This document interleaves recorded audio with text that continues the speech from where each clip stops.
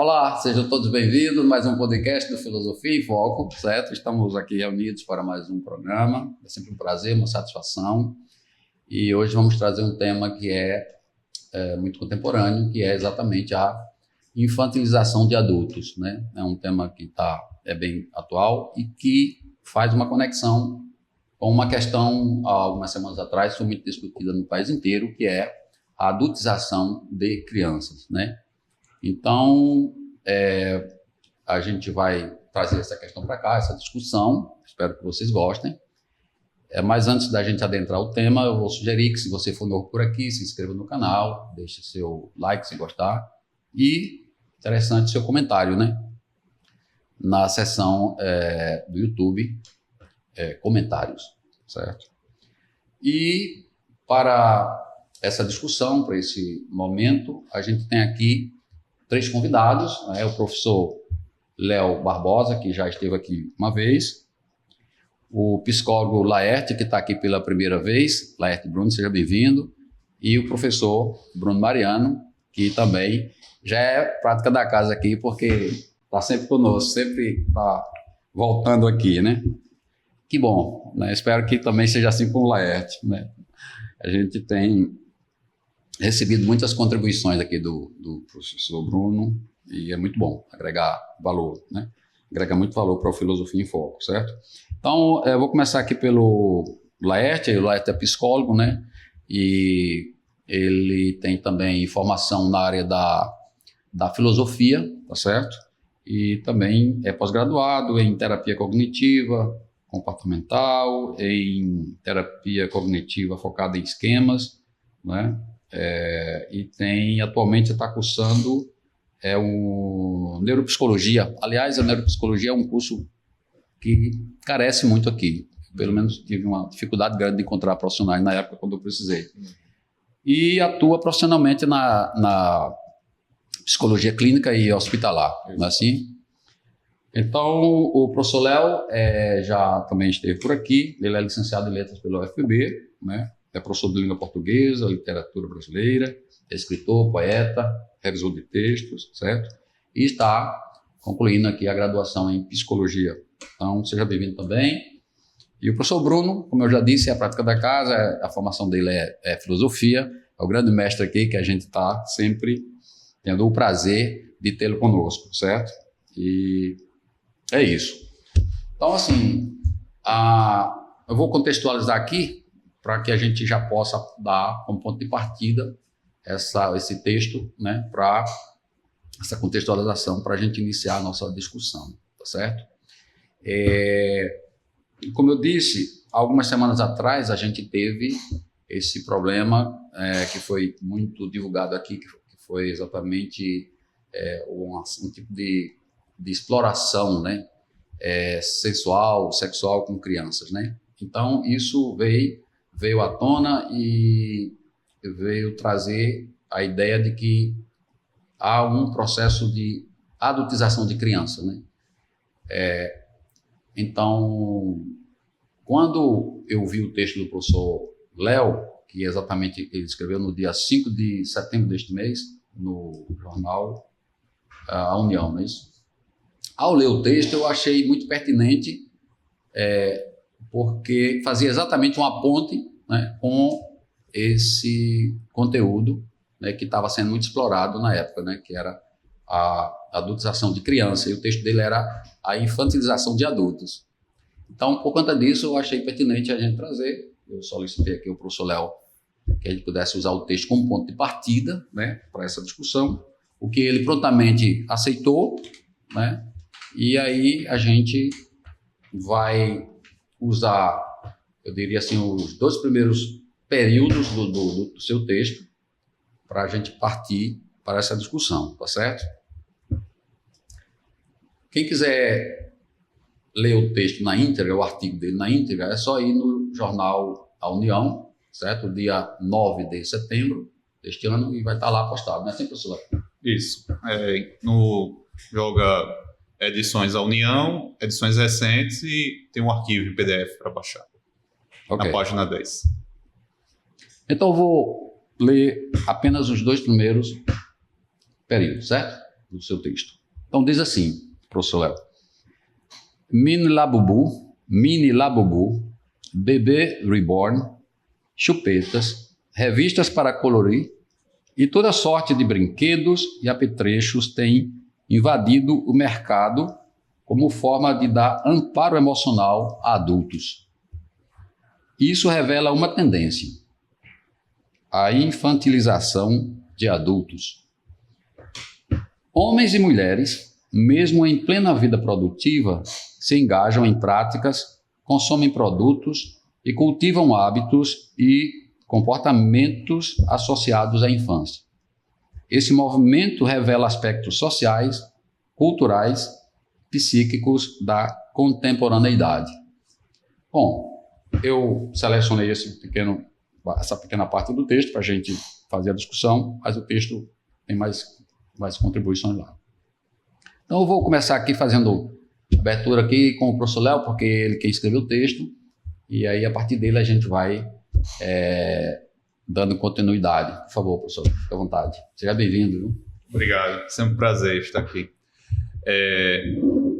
Queria começar dizendo que o fato de ter escrito esse texto não quer dizer que seja uma contraposição necessariamente ao tema da adultização das crianças, que é um tema super pertinente, né? Não à toa ganhou uma repercussão nacional, acredito que uma repercussão internacional e que certamente servirá de motivo, né, de referência para que outros países também se posicionem quanto à pedofilia, na verdade, né? Porque o que a gente estava vendo nas redes sociais era um incentivo a uma pornografia de crianças que faziam dancinhas e outras coisas. Mas, focando aqui na infantilização dos adultos, fazia tempo que eu queria escrever algo nesse aspecto. E no dia que eu fui escrever o texto do jornal, eu abri um jornal Folha de São Paulo e tinha a seguinte notícia: Mini Labubus aumentam, disparam as vendas, tem um recorde de vendas. Eu disse, não, gente, tem que escrever sobre isso, porque embora seja um brinquedo infantil, quem compra é o adulto, como também quem compra o bebê reborn é majoritariamente adultos.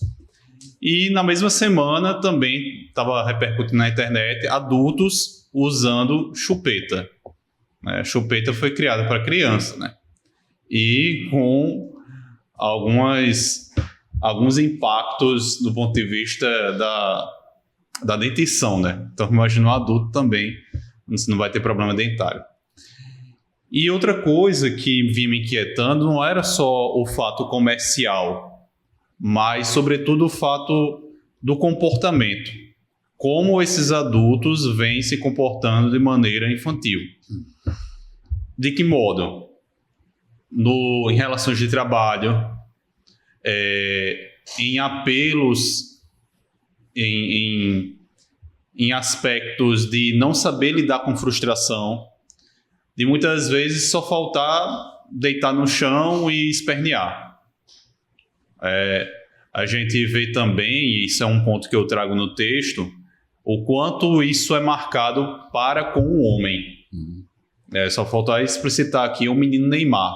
Quantas vezes a gente fica chamando um homem adulto de menino e se valendo desse discurso de que é um menino, de que é um moleque, que não sabe o que faz.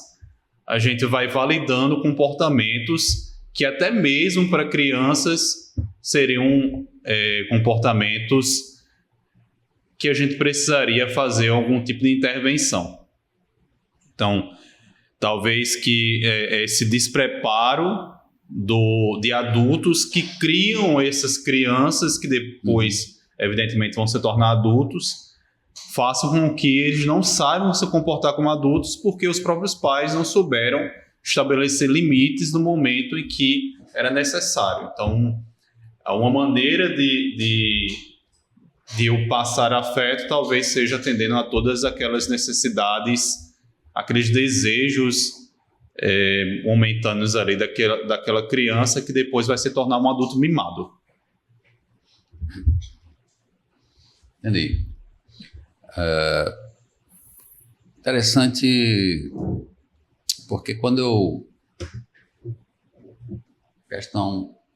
o adulto infantilizado, né? Isso me lembrou a um personagem fictício, né? É muito comum no mundo infantil, que é exatamente o Peter Pan, né? É um livro infantil, né? Que foi escrito pelo escocês, que é o James Matthew, né? Onde ele retrata a história de um menino que se recusa a crescer, né? E vive num mundo de fantasia, né? Com a fada Sininho e alguns meninos perdidos ali, né? Vive uma fantasia no mundo eterno, né? No mundo da ternura, né? Então, assim, eu fiz esse link também e associei como existe uma associação através de Freud com, por exemplo, a tragédia de Édipo, né? Com o filho que se apaixona pela mãe, né? Então ele traz isso aí, chama-se de complexo de Édipo, né? E aí eu fiquei imaginando, será que a gente poderia dizer assim, o complexo de Peter Pan, né? Mas foi só uma cogitação assim que eu achei, né? Mas podem ficar à vontade aí.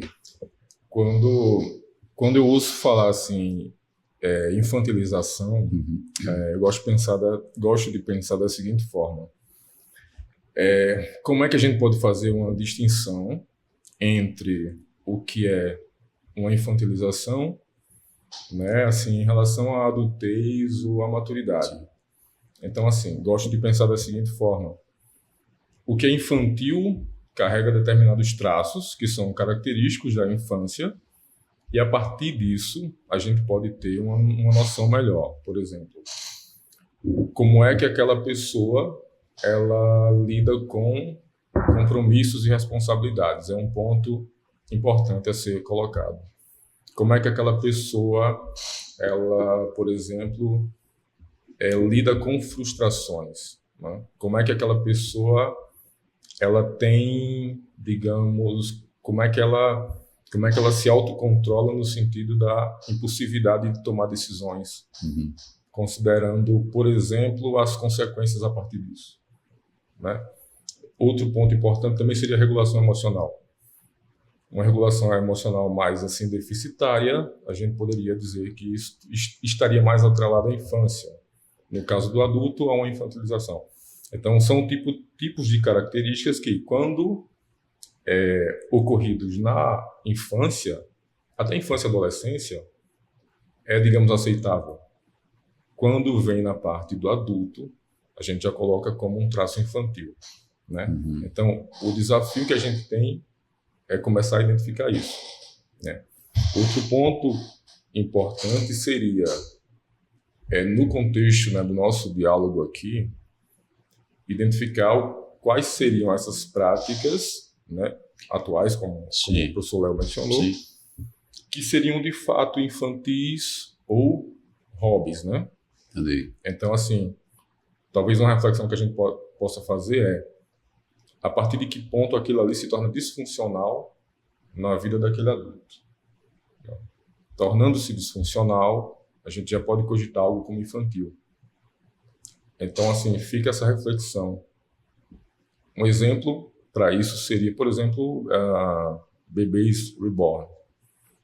Existem pessoas que gostam de colecionar bebês reborn por uma característica de realismo, né? Gosta de colecionar, enfim. Se aquele comportamento não traz nenhuma disfuncionalidade na vida daquele indivíduo, é uma coisa. Sim.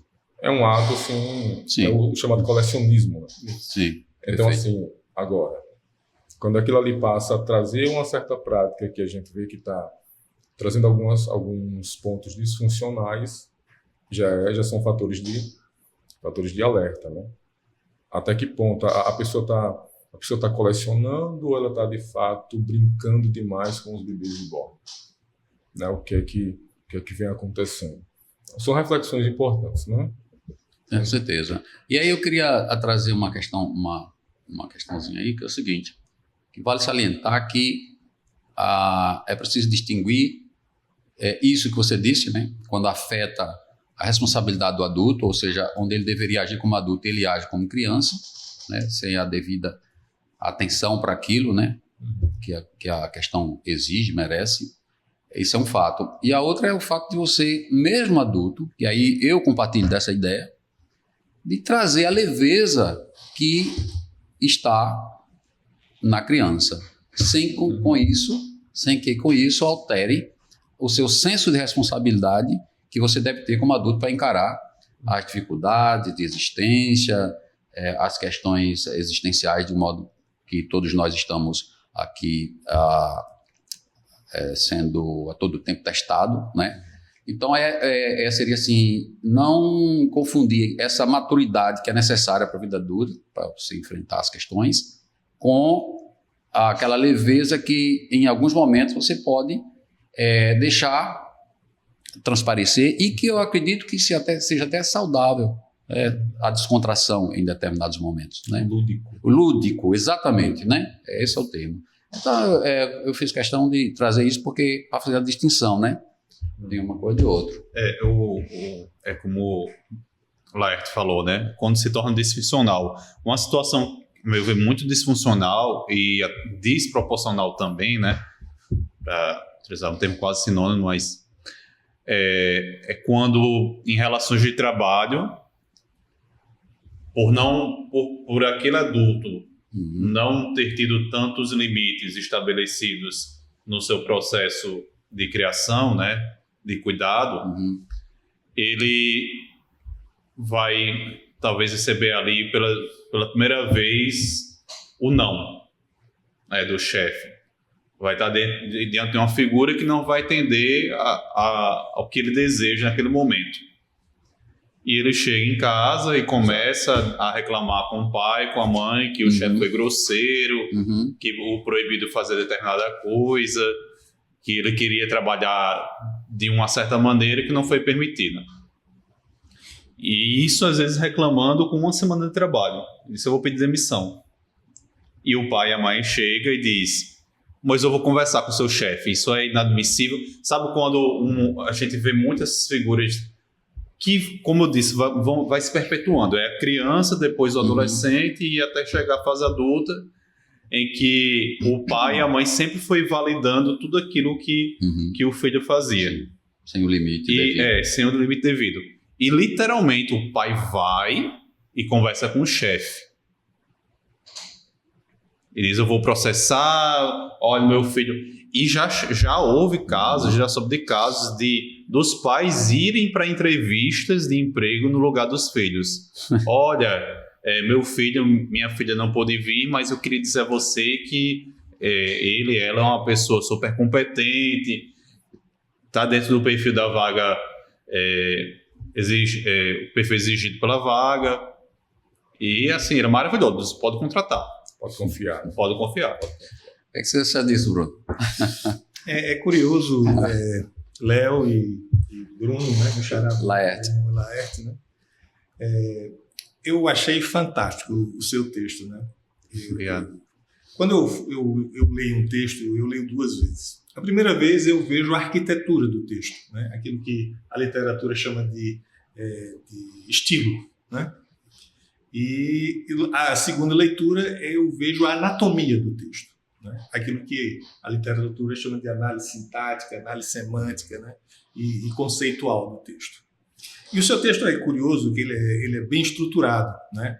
Ele tem uma base, que é a introdução, onde você coloca o fenômeno, coloca a situação, e você, no segundo parágrafo, começa a apresentar, né, os andares dessa fundação que você coloca como fenômeno problema, né? E aí a primeira solução que você apresenta é a questão do mercado, que é uma questão econômica, né? E a segunda, você traz Zygmunt Bauman, né, como representante da sociologia. No terceiro parágrafo, você traz o Donald Winnicott como pessoal da psicologia. No seu quinto parágrafo, você traz a questão da era do hedonismo voltando, né? Você traz aqui à baila a filosofia, né? Epicuro e outros pensadores. Nos parágrafos seguintes, você traz a psicanálise, né? com o Christian Dunker, né? E você chega e dá um desfecho, né, dentro daquilo que você elencou como objetos possíveis de entendimento do fenômeno. E aí eu fiquei pensando, poxa, o que é que isso, né, o que a filosofia teria a dizer? E me lembrei do velho Protágoras. Protágoras disse a seguinte frase: o homem é a medida de todas as coisas, né? Que são enquanto são e que não são enquanto não são. E esse fenômeno, né, que você apresenta, ele é muito curioso porque ele é um fenômeno repetitivo. Nos anos 80, Dan Kelly escreveu um livro chamado Síndrome de Peter Pan, que já discutia essa problemática, né? A psicologia, a psicanálise, elas, enquanto ciências, elas se focam num objeto, né? E aqui, pela relação das ciências que você colocou, a gente vê claramente que são ciências humanas e ciências sociais, né? E sociais aplicadas. E você coloca como primeiro pavimento, vamos dizer assim, desse seu edifício, a economia, né? Aquela ideia de que, em certo sentido, a economia tem uma certa determinação. Porque é o mercado que diz o que a gente deve consumir e somos nós que dizemos ao mercado aquilo que a gente quer consumir, não é? E é claro que esse fenômeno do mercado, ele está querendo só puramente o consumo, não é? Se a gente consumir, está satisfeito. O mercado vai olhar as oportunidades de consumo, ou seja, o consumo, na verdade, é tentar saciar as nossas necessidades, a nossa fome, a nossa sede. E aí ele vai oferecer uma série de coisas, né? Mas só que o mercado, por si só, e aí uma das grandes questões que a gente discute no nosso tempo, porque o neoliberalismo, como diz aqui o Christian Dunker no 5º ou 6º parágrafo, né? O mercado, ele tem uma sede tão grande que ele não tem controle. E no neoliberalismo, qual é a tese? É que o mercado se autorregula. Só que a gente percebe que o mercado não se autorregula.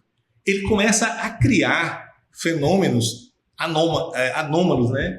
Fenômenos que começam a forçar as pessoas a terem desejos por coisas que elas não tinham necessariamente aquele desejo, né? Por outro lado, a própria estatística como ferramenta matemática, e aí eu volto para a definição de Protágoras, né? Que ele diz: o homem é a medida de todas as coisas. Esse termo medida nos coloca dentro de uma questão matemática. Ou seja, o que significa ser o homem medida de todas as coisas? É que o homem aqui é entendido por ele como a única pessoa capaz de decidir, escolher e pensar o que é possível para ele, não é? E essa era a grande dificuldade, por exemplo, de Sócrates e Platão com relação a Protágoras. Porque se cada um diz o que é a sua verdade, onde fica a verdade? Qual é a verdadeira verdade? Há uma única verdade ou múltiplas verdades? É possível atingir a verdade? Não é? Bruno, então, não, porque assim, você vai falando e a mente vai se abrindo. Esse é o poder da filosofia, né? De gerar pensamento. E a partir da questão do neoliberalismo vejo que o mercado ele assume duas frentes aí. Uma de entender a demanda e outra de criar a demanda. O Oscar Wilde dizia que moda é uma coisa tão ruim que muda a cada 6 meses. E não é à toa que a gente tem muitos produtos, né? Desde super-heróis, esse Minabu. Eu fiquei lembrando quando era criança e havia o Tamagotchi. E eu penso que aquela figura do Tamagotchi, que era a figura do cuidado, também está vinculada também à chupeta, que é um autocuidado, uma autorregulação. Aí, um videogame, que a gente vê pessoas de qualquer idade, né? De mais de 50 anos, qualquer idade, jogando videogame, de crianças a adultos. E a gente tem falado muito da economia da atenção. A gente poderia também falar da economia da tensão e da economia do tesão, que não por acaso são palavras que são muito próximas, né? Porque quanto mais tenso ou quanto mais tesão eu tenho por determinada situação, problema, uma demanda que o mercado vai criando, eu também vou ficando tenso para poder consumir e assim, acreditando que por meio do meu consumo eu vou liberar essa tensão e esse tesão, que é a questão da libido, né? Uma libido muito reprimida que vai se direcionar a algum objeto, nesse caso aqui um objeto literalmente, né?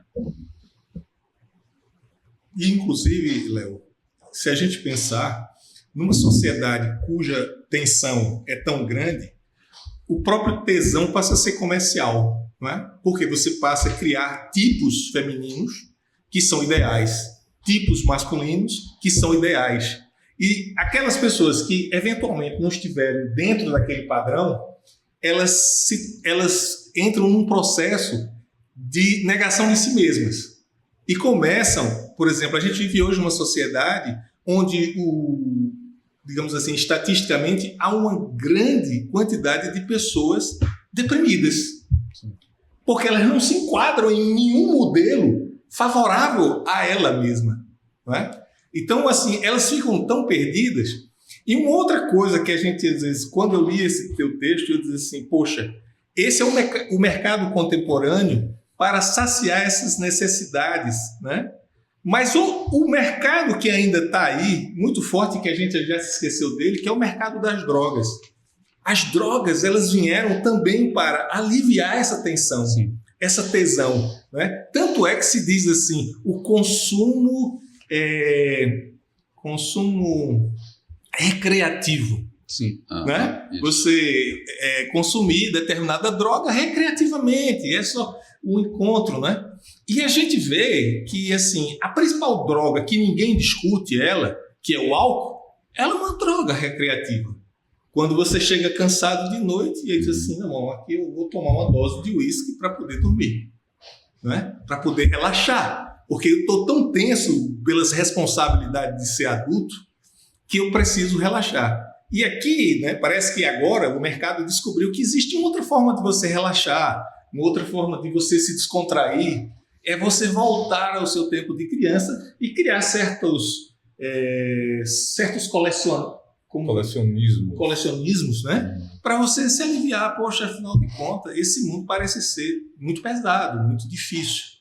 Então, qual a saída? Qual a solução? Duas questões aqui que eu queria pontuar.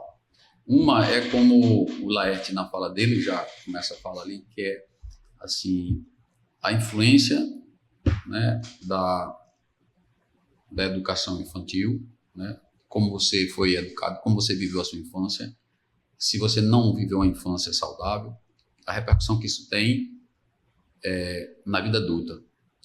E como essa repercussão é negativa, ela traz problemas de ordem mental, patológica, neuronal, né?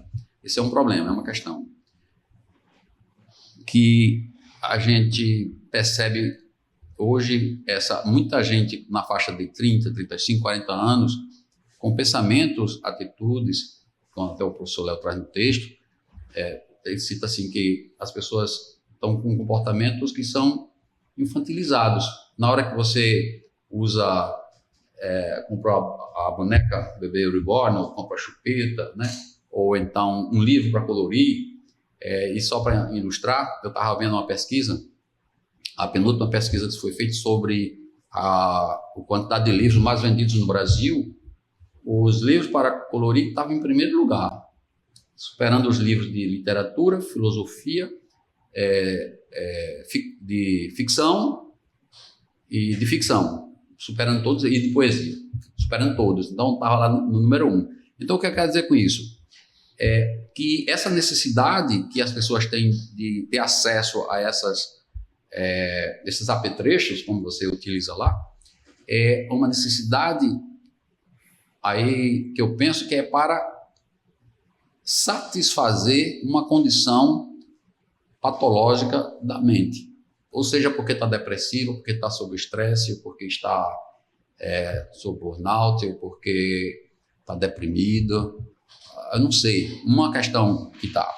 E aí eu vou fazer o outro contraponto. Esse é o primeiro, a influência da infância, a infância não vivida, né? Inclusive eu estava lendo um livro do Rousseau, né, Emílio, né, o livro que ele fala sobre a educação, ele teve uma infância terrível, né, porque perdeu a mãe, né, no nascimento dele, a mãe e o pai dele teve ele teve uma infância que foi muito novo, infelizmente o tempo não dá pra gente, mas assim, ele teve uma infância que não foi legal. Mas ele teve a oportunidade de estudar e a partir da infância dele, ele tinha essa consciência que não teve uma infância, ele foi ver o que é que ele poderia elaborar como pensamento para melhorar a educação da criança na modernidade, né? E se a gente fizer uma análise entre como era a criança na modernidade e como era a criança na Idade Média, a gente vai ver que dá um salto muito grande, né? Mas aí é outro ponto.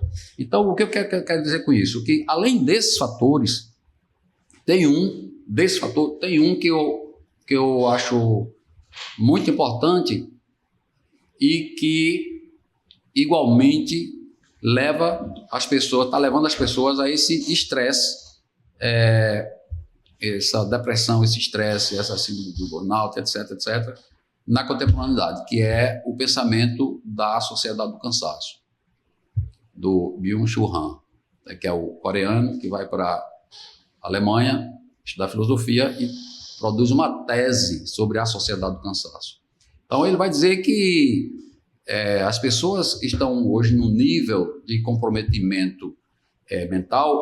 Ele, na verdade, ele começa o primeiro capítulo dele, que ele chama de violência neuronal, melhor dizendo, violência neuronal, que ele diz que no século XX, as doenças eram doenças virais e bacteriológicas, e que o antibiótico solucionou o problema das bactérias e que as vacinas, através da imunidade, solucionou os problemas das doenças viróticas, né?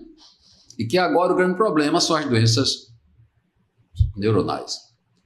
Então, e ele vai dizer que isso é por conta desse excesso de trabalho que você tem que produzir, o excesso de positividade. Você não pode dizer não, né? Então, não existe mais barreiras, você não tem patrão, você não tem limite, você é o dono, né, e é o empregado da sua empresa, né? Portanto, você é patrão e ao mesmo tempo empregado, você é senhor e escravo, você é vítima e é também o inquisidor, né? E você termina numa situação que tem que produzir, e isso leva você a um nível de estresse que você é incapaz de dar conta, né? Então, sendo bem sucinto, porque, né, o livro é bem longo, assim, a teoria, então leva você a essa condição patológica de burnout, de TDAH, de estresse, de depressão, etc.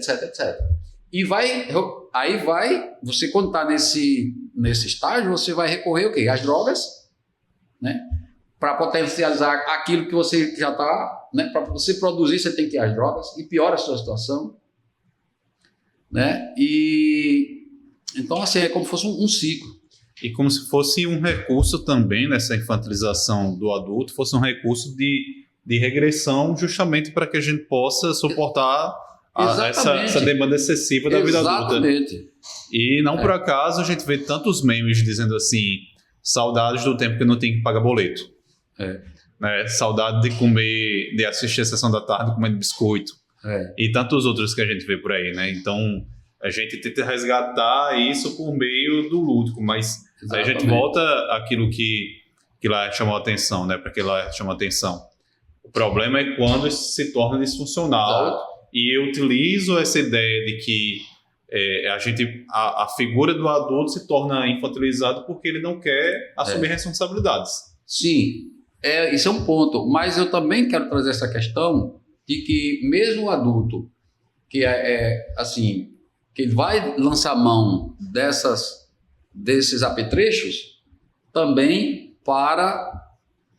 como uma fuga para tentar resolver esses problemas neuronais que está sendo provocado pela questão do excesso de trabalho da superprodução, da superconectividade, né? Então, assim, a gente está vivendo um momento onde existe essa primeira perspectiva, que é exatamente a infantilização do adulto através de uma infância que ele não teve adequada, né? Não viveu uma infância adequadamente, está lá no subconsciente, e isso leva ele para uma situação de instabilidade emocional muito grande. E a outra que assoma essa questão é exatamente essa sociedade super produtiva que a cada dia está focando, forçando, estimulando para você ter que produzir mais.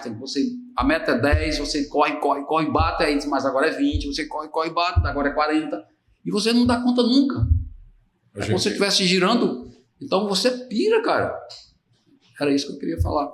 A gente pode falar em duas e mais duas camadas em cima disso, na verdade. Que você fala de excesso de trabalho, né? Mas existe o excesso de trabalho, mas o excesso de estímulos de modo geral.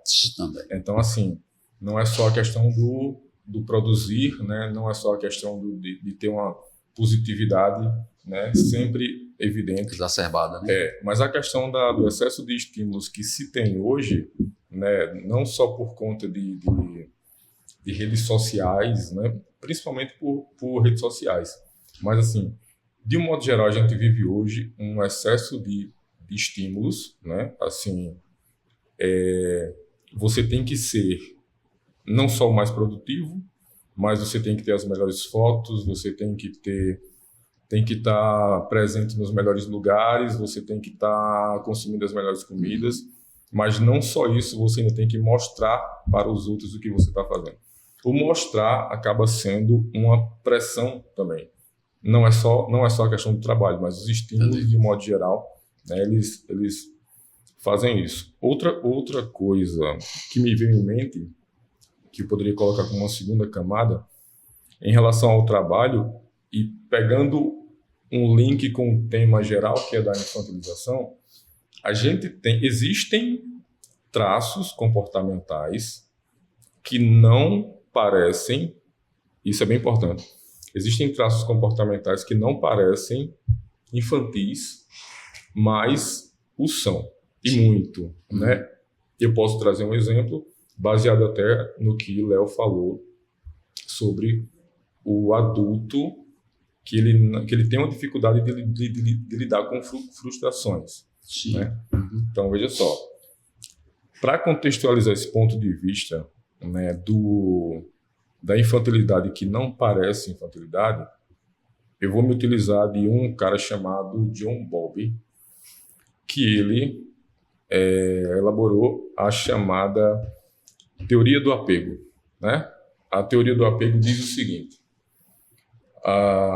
o apego, né, da criança, essa parte afetiva, com seus cuidadores, né, com as pessoas que ele tem ali de referência, ela é tão importante quanto outros elementos básicos do desenvolvimento, como, por exemplo, alimentação, como, por exemplo, reprodução, né, como, por exemplo, no caso dos antigos, a caça e tal. O que é que acontece?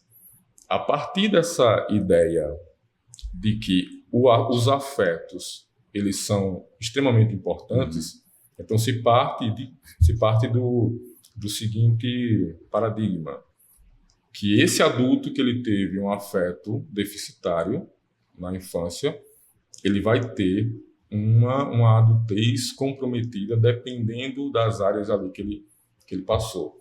Aí voltando para o teu exemplo.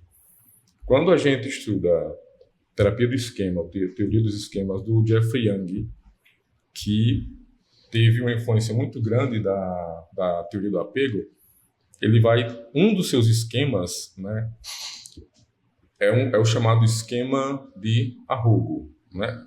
Para contextualizar melhor, a definição do esquema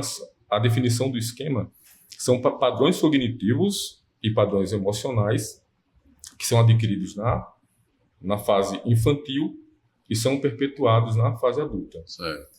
Durante a fase infantil, eles são funcionais porque eles correspondem àquela fase.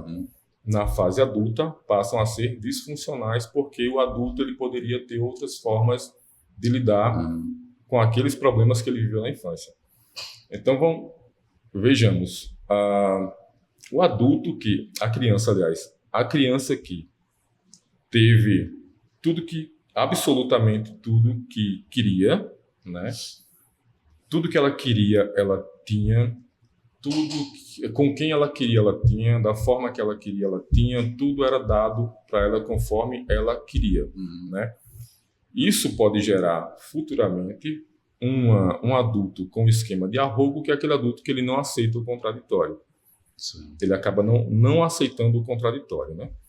Então, muitas vezes, essa parte de você ter um comportamento, né? Estou citando o esquema de arrogo para a gente entender isso. Você tem um comportamento ali que gera, nesse caso, existe o que a gente pode colocar como uma infantilidade clara, né? Que é a dificuldade de lidar com o contraditório, que é a dificuldade de aceitar negativas como esquema de arrogo. Nesse caso, a gente tem uma infantilidade evidente.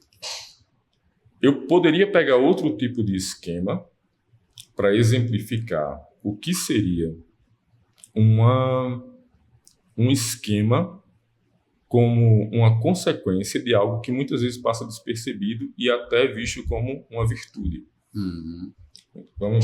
Vamos entender isso melhor. Existe outro esquema, chamado do esquema de defectividade. Né? Então, se a gente voltar um pouquinho para Piaget, no período, tem uma fase dele chamada a fase operacional concreta, que vai pegar ali dos 7 aos 11, 12 anos. Se eu não me engano, é a terceira fase de Piaget, do desenvolvimento. É uma fase onde a criança, o natural seria que nessa fase ela começasse a lidar com pensamentos mais lógicos, resoluções de problemas, enfim. Porém, dependendo de como essa criança ela se desenvolve, então imagine que ela tem cuidadores que frequentemente reprovam os feitos dessa criança. Às vezes ela vai fazer alguma coisa e essa criança é chamada de inútil, essa criança não é valorizada. Negativo, né? Exato, um estímulo negativo. E não só isso. Às vezes a criança vem com um feito e aqueles cuidadores não valorizam aquele feito. Porém, quando ela erra, eles a maltratam muito, né, e cobram demais e tal.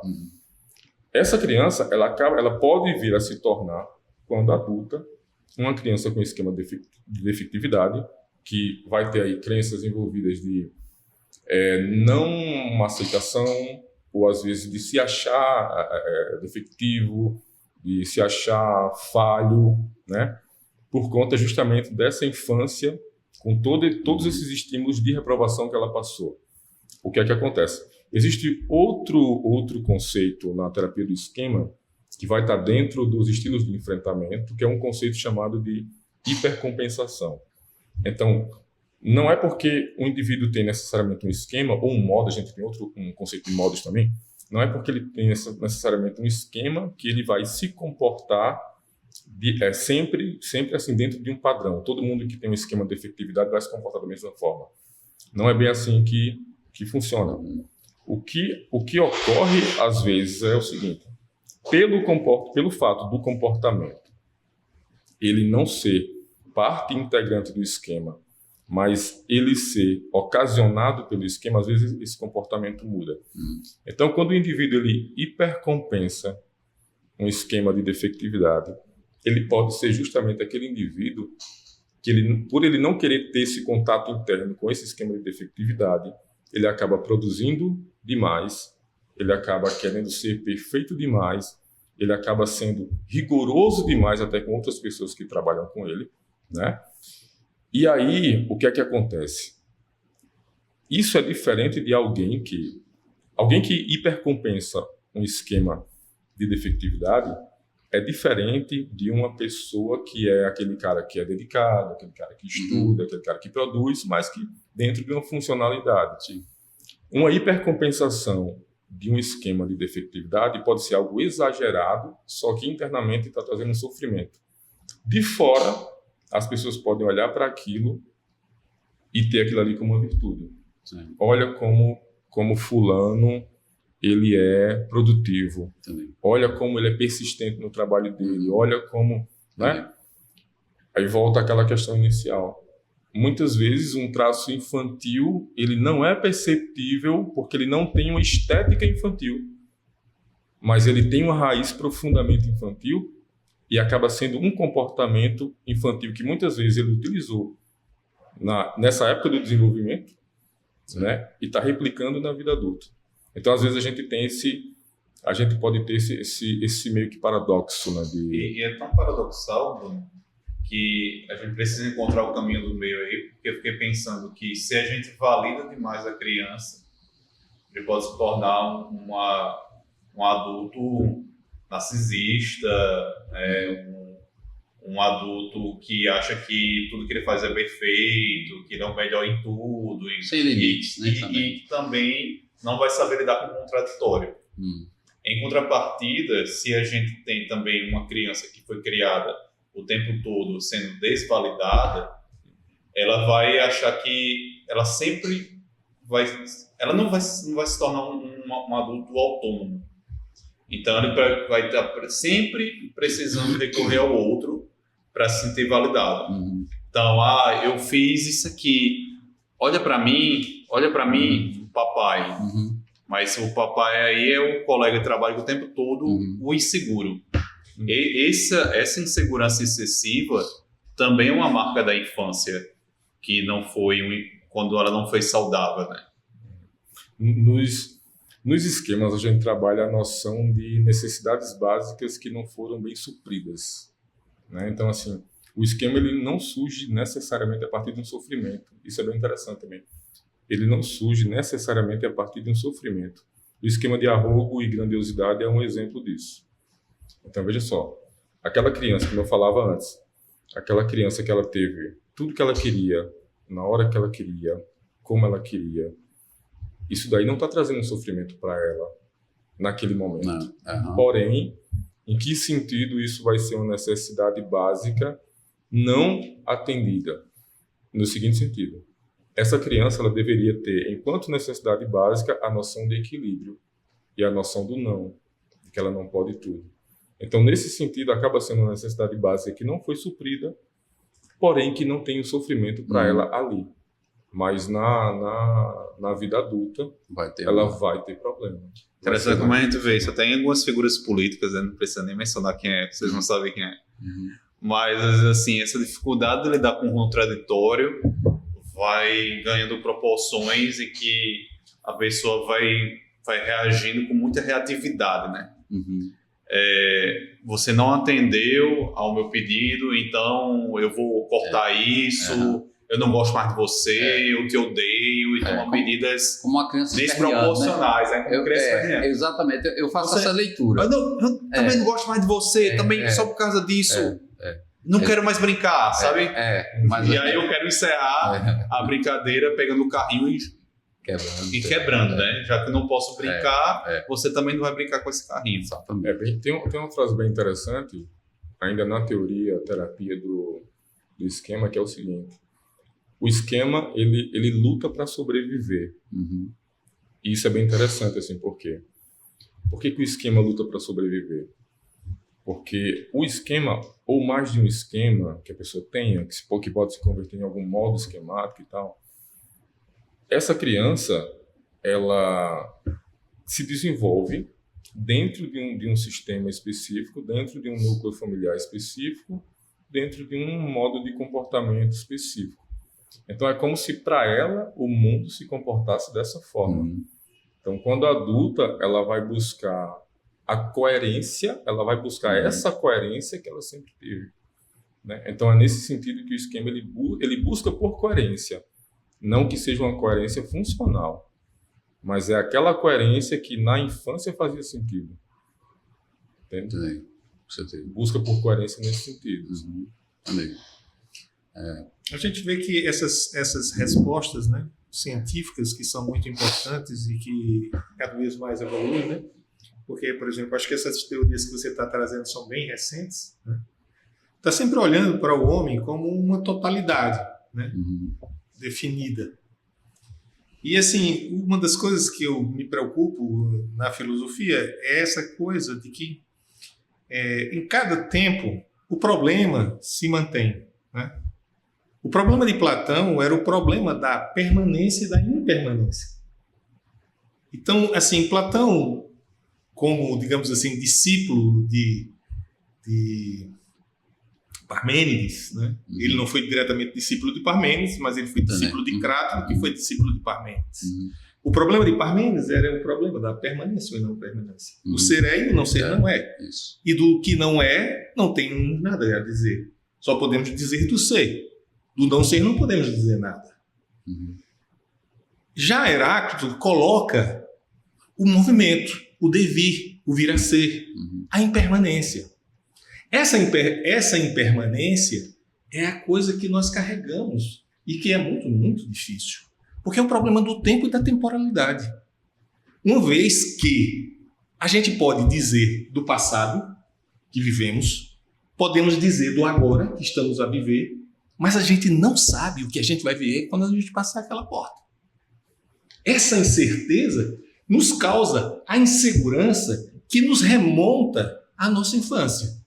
Quando a criança chora e a mãe chega prontamente e identifica o choro dela e vai lá e acalenta, dá o bubu, né, dá o peito, e vai descobrindo que cada choro tem um significado, não é? O choro de fome, o choro de dor de barriga, o choro de dor de ouvido. A mãe vai descobrindo os sinais e vai decodificando aqueles sinais.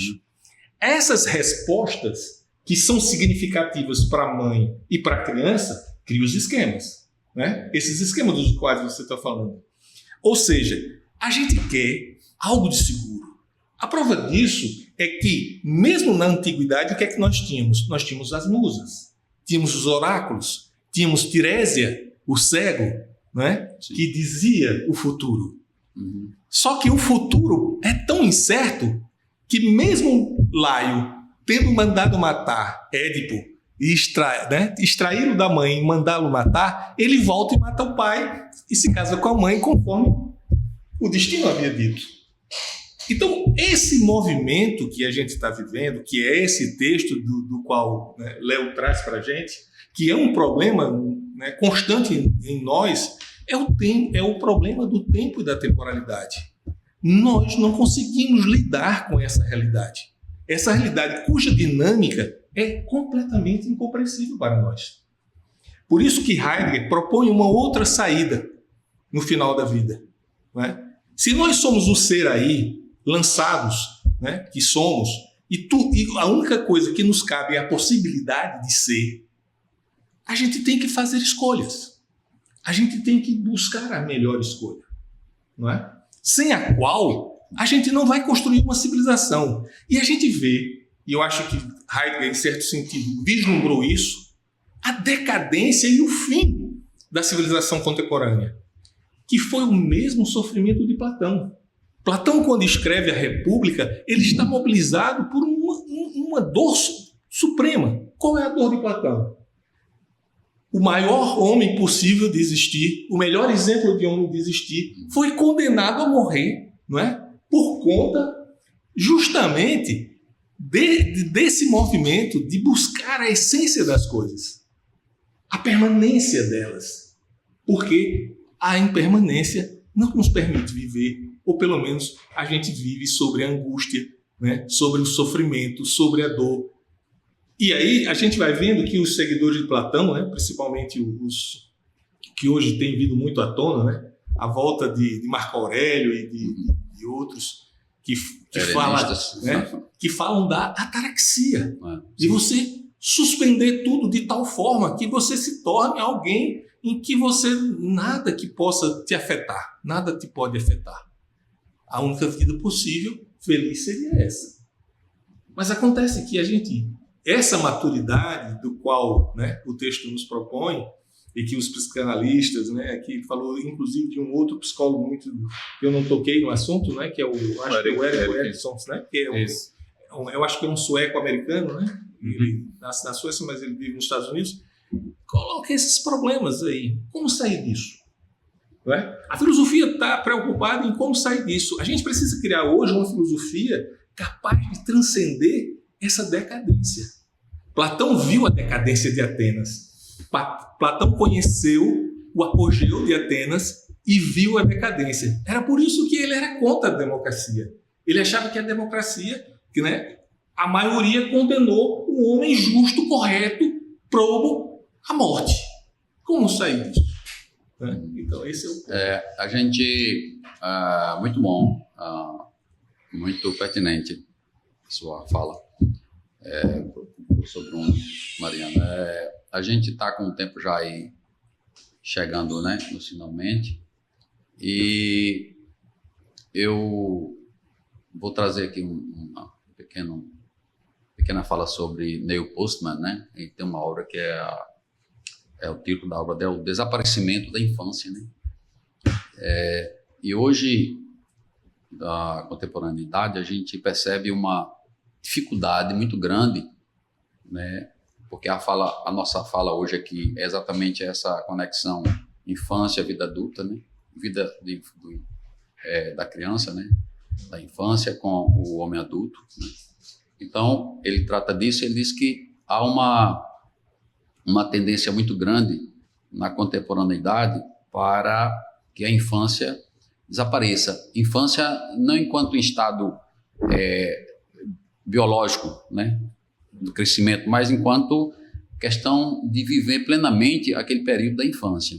Por que isso? Porque não há como fazer ou haver uma delimitação do que é o mundo adulto e do que é o mundo infantil, certo?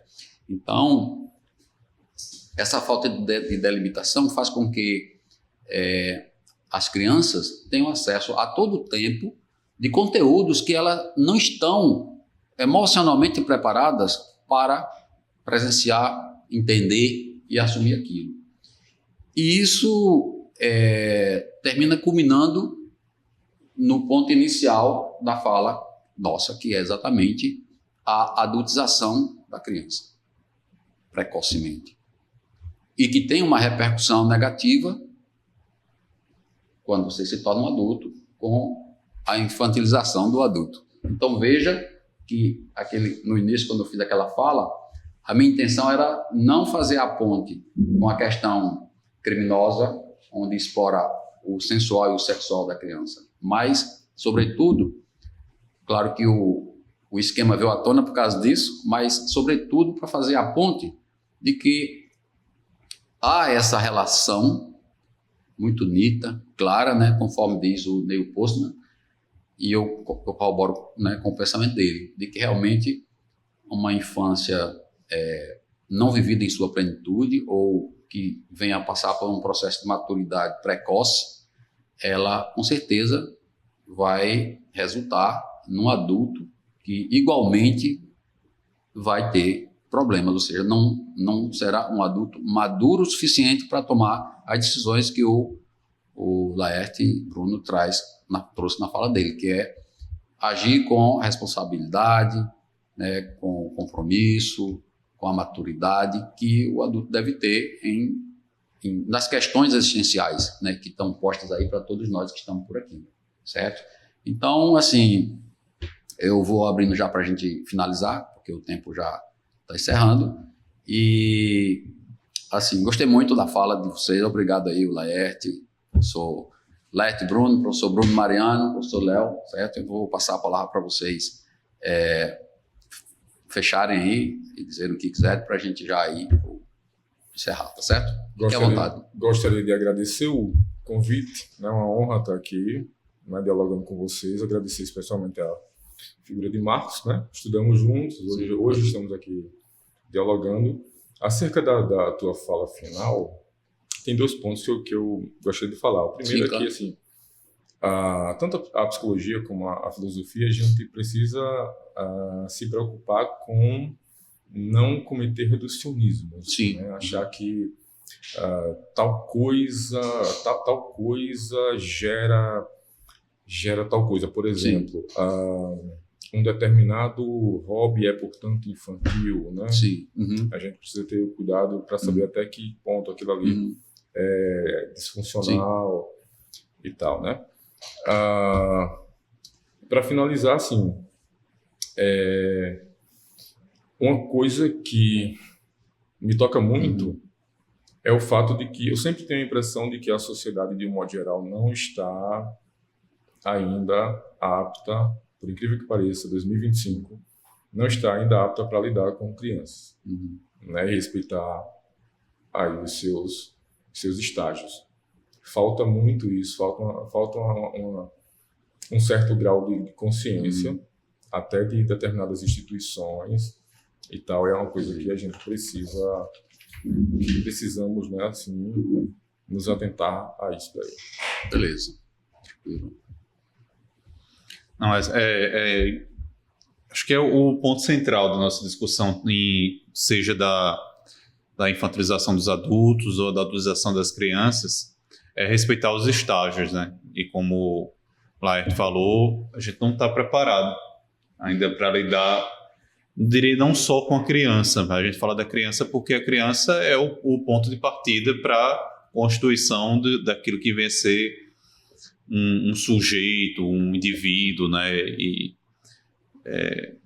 Mas é bom lembrar que durante muito tempo a infância não foi um fenômeno, né? Sim. A criança até o final do século XIX já era vista como um pequeno adulto. Isso. E a gente não sabe o impacto que isso teve nas gerações até hoje. E como não ter esse desenvolvimento saudável passando, e aí quando eu falo desenvolvimento saudável, não quer dizer livre de traumas, porque isso é impossível, né? Mas como um rito de passagem mesmo. A gente talvez mais à frente a gente consiga ter uma noção do que vai se passar com essas crianças que não foram crianças, né?